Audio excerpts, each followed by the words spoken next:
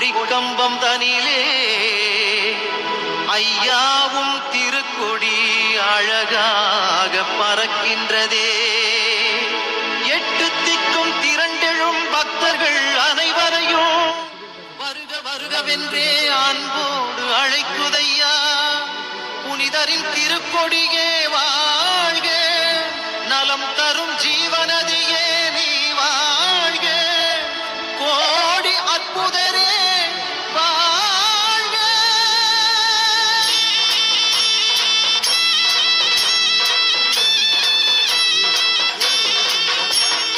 ஞானத்தை படைத்த இறைவனை இரு கரங்களில் ஏந்திடும் புனிதரே, போல மிகுந்தவும் கொடியும் இரு கரங்களை விரித்தே அழைக்குதே.